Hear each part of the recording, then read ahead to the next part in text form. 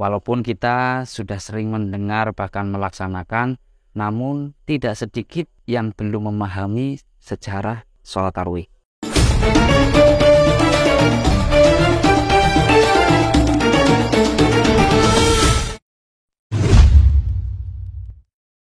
Assalamualaikum warahmatullahi wabarakatuh. Alhamdulillah pada kesempatan malam hari ini kami bisa bersilaturahim di kediaman beliau Bapak Kiai Sururi Abdul Rahman, pengasuh Majelis Taklim Masyairil Ulum yang beralamat di Desa Jatimulyo, Kecamatan Alian, Kabupaten Kebumen. Pada malam hari ini yang pertama kami niat bersilaturahim. Pripun kabare Pak Kiai? Alhamdulillah bil khair. Alhamdulillah sehat Pak Mif. Alhamdulillah pangustanipun panjenengan iki sami sehat niki. Dan selanjutnya ini mumpung di bulan Ramadan, kami akan bertanya-tanya kepada beliau Bapak Kiai Sururi. Adapun yang akan kami tanyakan itu berkaitan dengan sholat tarawih. Ini sejarahnya sebenarnya gimana Pak Kiai? Walaupun kita sudah sering mendengar bahkan melaksanakan, namun tidak sedikit yang belum memahami sejarah sholat tarawih. Nah, untuk lebih jelasnya, mari kita simak penjelasan dari Al-Mukarram Romo Kiai Sururi Abdul Rahman. Baik, untuk pertanyaannya ya, sejarah sholat tarawih itu sebenarnya dimulai sejak kapan? Lalu tarawih itu sendiri berasal dari kata apa? Pengertiannya apa seperti itu? Ini biar saya sendiri bisa mengaji, juga untuk yang belum memahami tentang sejarah bisa lebih paham. Ya, atas ngaten nih, monggo. Terima kasih. Bismillahirrahmanirrahim. Pertama, Al-Fakir menyampaikan selamat menunaikan ibadah puasa kepada para sedulur semuanya, dan kebetulan ini Pak Ustadz Miftahuddin dan kawan-kawan silaturahmi ke sini. Saya terima kasih dan sekelumit akan Al-Fakir sampaikan tentang sejarah daripada tadi itu sholat tarawih. Ya. Bismillahirrahmanirrahim. Sholat tarawih itu kan sebetulnya merupakan amaliyah yang sudah kita maklumi hukumnya adalah sunnah muakkadah, dan itu hanya ada di bulan Ramadan. Namun demikian, bahwa istilah kalimat ataupun kata-kata tarawih sendiri ketika Rasulullah masih hidup itu belum dikenal, karena tidak ada satu hadis yang secara eksplisit menyebut kalimat tarawih, itu belum ada. Hadis yang masyhur dan sahih itu adalah hanya man qoma fi ramadhana atau man qoma ramadhana, barang siapa yang melaksanakan sholat malam di bulan Ramadan. Jadi kalimatnya hanya koma, ya, tidak ada kata-kata siapa yang taraweh begitu. Dan dalam prakteknya Rasulullah sendiri juga mengerjakannya itu tanpa, dalam tanda kutip itu, tidak mengajak-ngajak sahabat, ya. Jadi setiap malam Ramadan Rasulullah itu habis ngisya itu melaksanakannya nang dalam gitu, di rumah Mbak dia.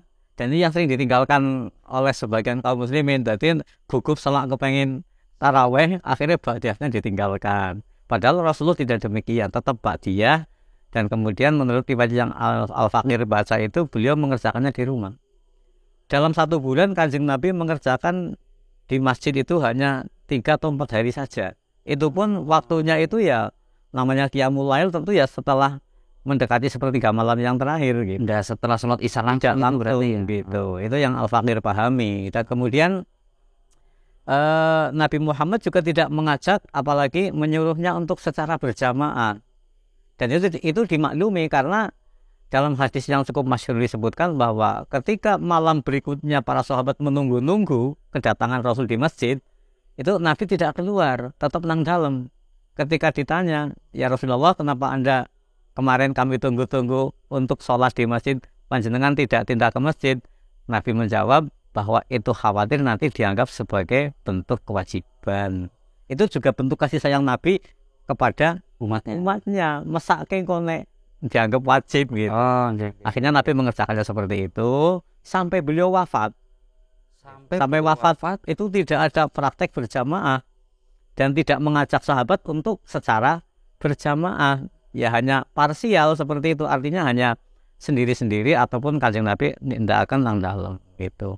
Nah, kemudian Abu Bakar As-Siddiq sepeninggal Rasulullah kan Abu Bakar kemudian jadi khalifah pengganti beliau. Ketika Abu Bakar menjadi khalifah, beliau juga tidak karena Nabi memang nggak perintahkan. Situasinya juga saat itu belum seperti yang nanti akan Al-Fakir sampaikan zaman Umar bin Khattab. Jadi Abu Bakar pun tidak mengerjakannya berjamaah, ya sama dengan Kanjeng Nabi, masih sendiri-sendiri. Nang dalam kayak gitu atau di masjid. Ya, bahkan wakilah itu dalam keterangan yang Al-Fakir bahasa itu Nabi mengerjakannya ya hanya 3 atau 4 hari lah begitu dalam 1 bulan. Tidak setiap tidak butuh 1 bulan. Iya, yang nang dalam kayak gitu. Makanya karena Nabi mengerjakannya nang dalam kan sahabat tidak mengetahui persis berapa sih rakaatnya. Itu ini. Ya, sedikit lebih paham ya tentang sejarah sholat tarawih. Ini masih ada yang perlu kami tanyakan nih Pak Yai. Kalau sejarahnya tadi udah mulai terbuka, alhamdulillah. Nah itu kalau misal secara bahasa tarawih itu tidak disebutkan bahwa dalam hadis misal siapa yang melaksanakan sholat tarawih, tidak ada berarti yang belum ada istilah itu. Tadi kalau secara bahasa sholat tarawih artinya tarwihatun itu kan bentuk mufrad dari tarwihatun itu mufrad artinya adalah tarwihatun mufrad rehat istirahat artinya santai gitu. Santai. Nah, terus kalau tarawih itu kan jamak taksir, artinya beberapa kali santai begitu. Jadi kalau misalnya sebetulnya kalau kita lihat yang viral di media itu tarawih yang super banget, itu malah jadi kalau secara kebahasaan itu bukan nggak rehat kan, gitu. Nah ini belum, tapi ya artinya itu tidak menyalahi prinsip ya. Cuman kemudian tadi kan tarwihatun itu istirahat, tarawih beberapa kali istirahat. Istilah ini muncul ketika Sayyidina Umar menjadi khalifah. Jadi istilah sholat tarawih setelah zaman Khalifah Abu Bakar wafat, belum ada praktek tarawih berjamaah di masjid. Ketika Abu Bakar menjadi khalifah 2 tahun, beliau kan sibuk memerangi kaum murtad. Nabi palsu Musailamah itu kan, sehingga artinya secara pelaksanaan syariat itu tidak terbentuk sebagaimana setelah Abu Bakar, tambahan maksud saya. Nah kemudian setelah Umar menjadi khalifah, Umar kan ketika jadi khalifah sibuk melakukan perluasan wilayah. Ketika Umar menjadi khalifah itu sudah menguasai Mesir, Irak, Damaskus, Palestina, bahkan sebagian wilayah Afrika. Itu sudah luas wilayahnya. Maka ketika Umar jadi khalifah, tentu kota Madinah sudah semakin ramai. Jadi pusat jujukan orang-orang. Mereka kan pengin ziarah ke makam Nabi, pengin sholat yang keutamaannya di Masjid Nabawi kan. Karena begitu banyaknya kaum muslimin dari berbagai negara yang menjadi wilayah kaum muslimin saat itu Madinah, maka tentu yang datang di Madinah semakin banyak. Wakeh banget sing datang ke masjid. Umar melihat, wah iki wong akeh sakmene kok. Setelah dengerin dewe salate gitu kan, tidak diatur, tidak bareng gitu ya, gerakannya acak gitu kan. Sayang gitu loh. Akhirnya Sayyidina Umar punya inisiatif. Nek ngene iki men ketok rapi, tertib, kemudian terlihat begitu kompak, maka Khalifah Umar kemudian menunjuk seorang sahabat senior namanya Ubay bin Ka'ab. Itu kan Ubay bin Ka'ab terkenal sebagai qari, sebagai muqri, orang yang bacaan Qur'annya itu diakui oleh sahabat yang lain. Dan Ubay bin Ka'ab satu di antara 4 sahabat utama yang bacaan Qur'annya itu dianggap sebagai rujukan. Ibnu Mas'ud, Ibnu Umar, Ibnu Abbas, Ali bin Abi Thalib, termasuk Ubay bin Ka'ab. Wakilnya itu 5. Ada yang meniadakan Ibnu Umar. Jadi Ibnu Mas'ud, Ibnu Abbas, Ali bin Abi Thalib, Ubay bin Ka'ab. Karena Ubay bin Ka'ab ini sahabat yang bacaan Qur'annya bagus, diakui oleh sahabat yang lain, dan perlu dicatat juga. Ketika Rasulullah wafat, kan terjadi dalam tanda kutip perebutan kepemimpinan. Pemimpinan Ya, penerusnya gitu. ya, penerus Nabi itu siapa sih? Itu memang orang Ansor sudah menyiapkan sahabat namanya Sa'ad bin Ubadah sebagai pengganti Nabi. Mereka merasa kami ini orang Ansor loh. Nek orang wong Ansor sampean ki ora iso berjuang. Oh Ya, maka dia Sa'ad bin Ubadah ini orang yang berpengaruh, kesepuan lah istilahnya, kesepuannya orang dari pihak Ansor. Nah, ketika Sa'ad bin Ubadah sudah siap kumpul di Saqifah Bani Sa'idah, itu semacam tempat kumpul itulah, untuk perkumpulan gedung balai kota lah istilahnya gitu. Nah, di situ kumpul, Abu Bakar tahu ada kumpul di situ, kemudian singkatnya Sa'ad tidak jadi karena Nabi pernah mengatakan bahwa pemimpin harus dari Quraisy. Sedangkan dia itu dari Ansor. Itu akhirnya nggak jadi. Nah, Umar ingat, wah biyen wong Ansor ya jane kepengin jadi pemimpin juga, pengen punya pemimpin. Nah, penunjukan Ubay bin Ab ini sedikit banyak mengobati kekecewaan orang-orang Ansor. Itu ditunjuk sebagai imam ya untuk sholat tarawih yang pertama itu, dan seterusnya. Kemudian Ubay bin Ab ditunjuk menjadi imam, dan Umar sendiri sebagai khalifah, sebagai Amirul Mukminin, makmum sama Ubay bin Ka'ab itu beserta kaum muslimin.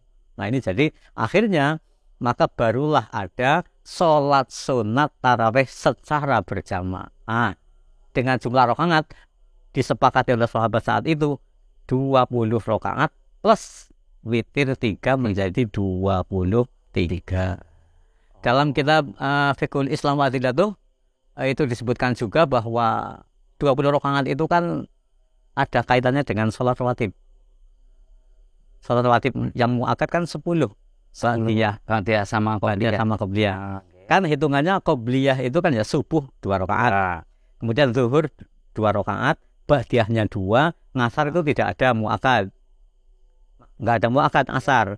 Tadi baru 6 ya. Ya, baru 6. Ditambah maghrib ba'diyah 2 dan ngisya ba'diyah 2, 10 betul. Dari 22 yang 10 muakkad, yang ghairu muakkad 12.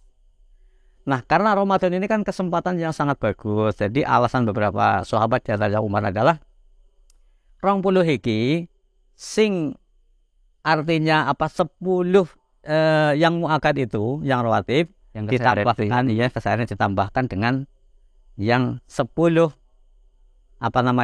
disepakati untuk dilaksanakan. Sehingga menjadi 20 rakaat. Walaupun jadi ya sahabat waktu itu ya nggak seperti orang zaman sekarang lah ya, mereka lebih tekun dan lebih, saya kira ibadahnya jauh lebih daripada orang sekarang.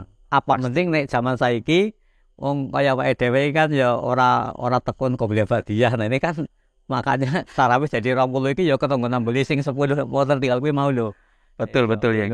Qobliyah ba'diyah ya sekarang itu banyak lah yang kurang mengamalkan itu. Ya kurang, saya kira kalau bukan orang istiqomah betul-betul ya kayak aku barang ya urung iso. Nah ini. Jadi 23 itu witirnya. Sebentar.